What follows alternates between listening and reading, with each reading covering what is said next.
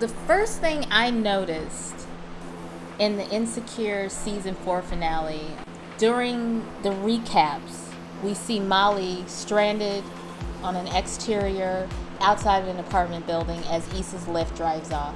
Now, if you notice, the finale of season 1, Molly picks Issa up and they sit on that couch that she used to share with Lauren. It paid off when Issa meets Molly at that Ethiopian restaurant that she ran out of a couple episodes before.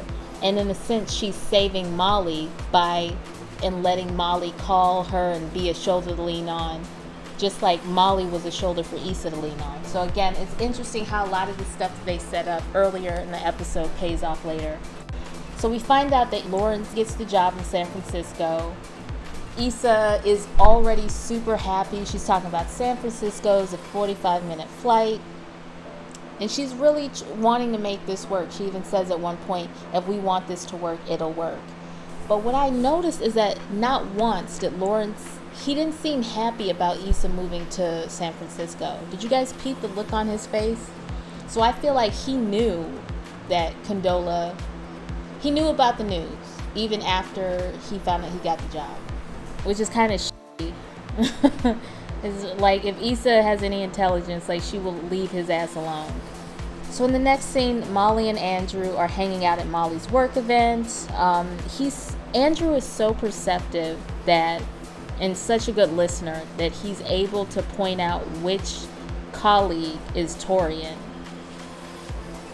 And it's those little tiny details that let you know so much about a person.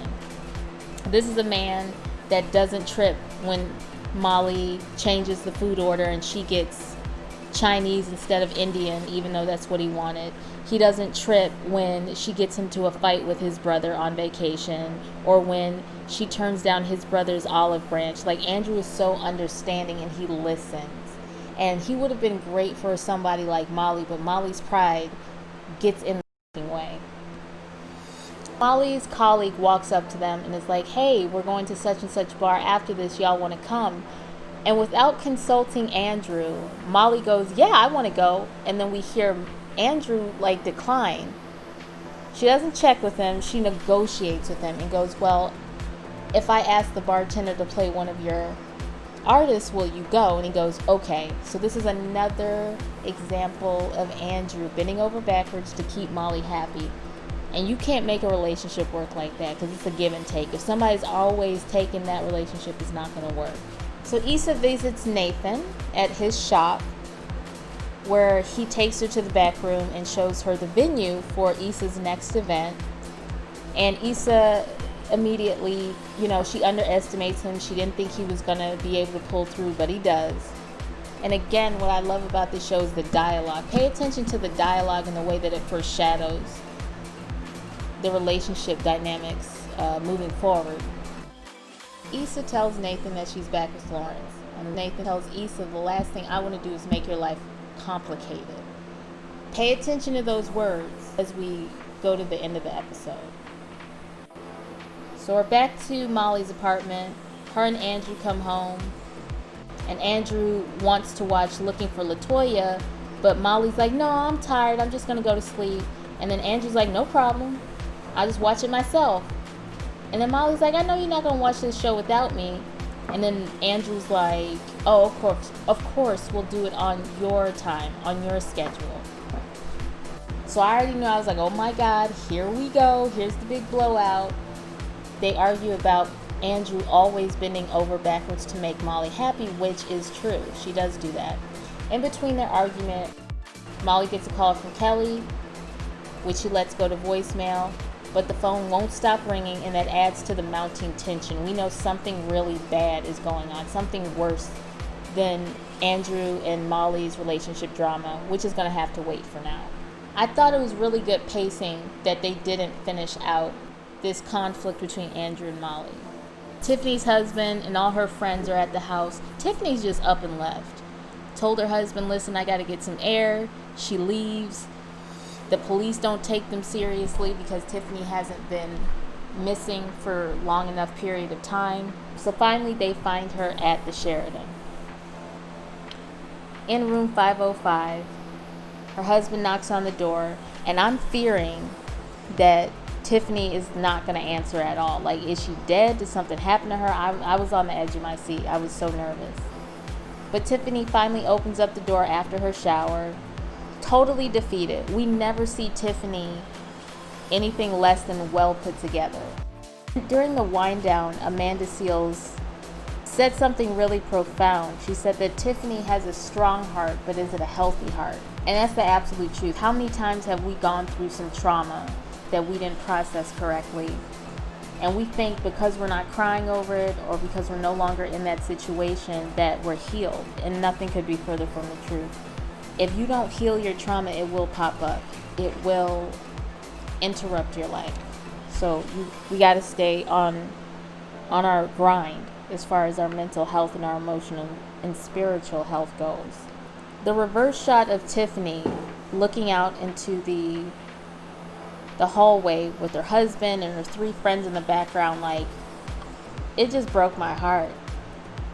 When we're going through the throes of depression, we forget that we have people that love us and that would hunt the city down to find us and make sure that we're good. And that as sad as that moment was, like, it was kind of uplifting because Tiffany is loved, even though she doesn't feel like it. So the next few scenes are the aftermath of what happened after they found Tiffany. Andrew brings Molly a coffee and is a listening ear. Again, Andrew is being damn near perfect, the consummate boyfriend. Even after the little blow up, he wants to hear her out and talk. Rather, it's Molly that wants to talk. You know, she actually wants to sit down and be like, what happened? I actually want to hear what you have to say. Very ironic that she wants to hear what Andrew has to say, but she didn't want to hear anything Issa had to say on the 2 times that Issa was trying to reconcile with her. And, you know, Andrew goes off and he goes, it's, you know, I don't think we're a good match. What if we're not a good match? And in that moment, Molly's words are thrown right back in her face. The same words that she lobbied against Issa. She's now getting a taste of her own medicine. What it's like to have someone let you go and you're not ready to let go. Then Andrew straight up asks, is this what you want, Molly? Is this relationship what you want? Molly can't answer.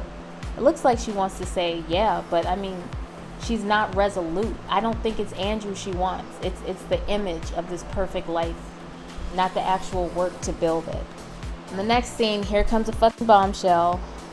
Lawrence comes over and he looks pained. And girl, the first words out of his mouth were Condola.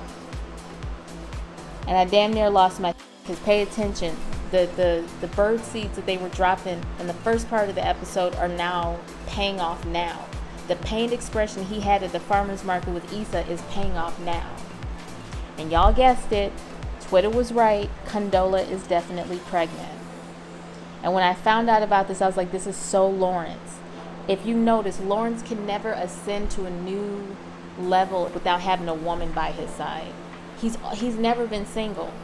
So it's like, of course this would happen to you. You're finally getting your crap together financially and personally and professionally, and now you are anchored by this child that, quite honestly, you don't want. And the thing about Condola, like, no offense, I know she's like super professional, but she's kind of a bird.